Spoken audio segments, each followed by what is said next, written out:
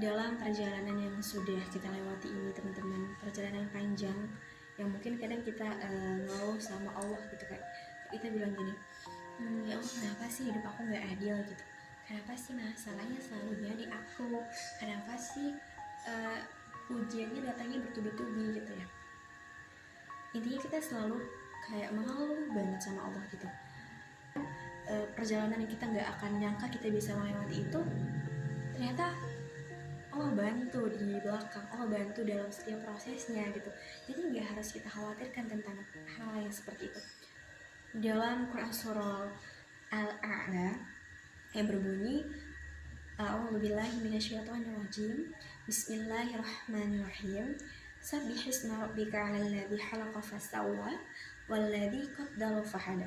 Yang artinya itu, sucikanlah nama Tuhanmu yang Maha Tinggi, yang menciptakan dan menyempurnakan penciptanya, dan Dia yang menentukan kadar masing-masing dan memberi petunjuk.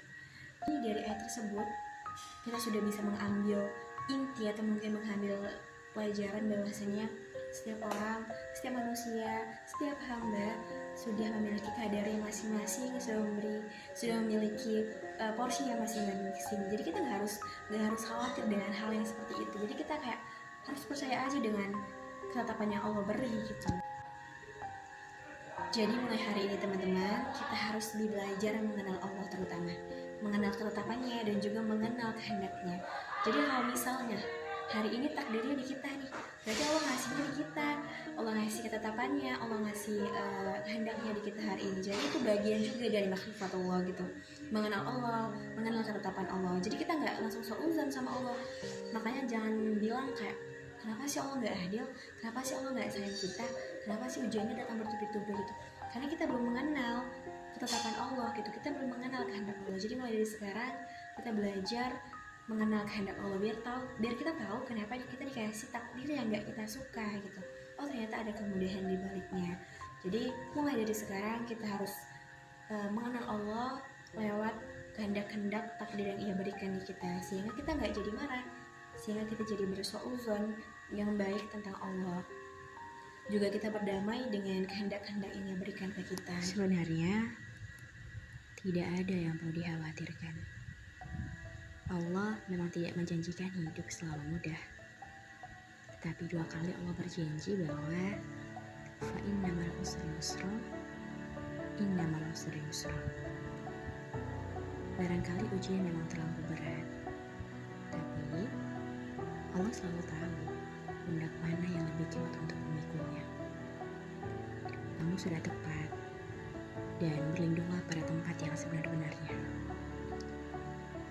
Jangan lupa untuk berterima kasih kepada Allah. Allahku, terima kasih. Terima kasih masih dikasih kesempatan buat terus belajar memperbaiki diri. Apapun akhir dari perjuangan ini, semua karena garis rencanamu. Aku mohon, tetap genggam tanganku hingga dunia melihat bahwa proses panjang ini bukan tentang cepat, tapi tentang tepat dan layak. Allahku, kali ini bolehkah iringi langkahku untuk bisa sampai ke tujuan? Aku sedang mengusahakan semuanya sebaik mungkin. Sekalipun ada sejuta ragu, tetapi aku yakin masih ada hal-hal baik yang akan datang kepadaku. Allahku, aku mohon mudahkanlah apapun yang saat ini masih terasa sulit bagiku. Mungkin ada beberapa hal yang menurutku mustahil untuk terwujud, namun aku yakin bahwa Engkau menyukai hamba-Mu yang selalu berusaha.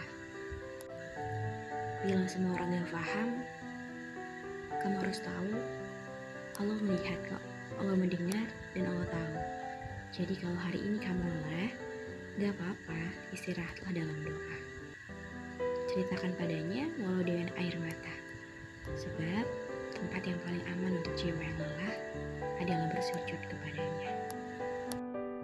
Waktu yang sudah terlewati dan hari-hari yang dimana kadang sudah berjalan tapi tidak sesuai dengan ending kita, tidak sesuai dengan ekspektasi kita, Tapi yakinlah bahwa itu semua akan menjadi pelajaran yang berharga dalam hidup, karena itu tidak akan datang dua kali.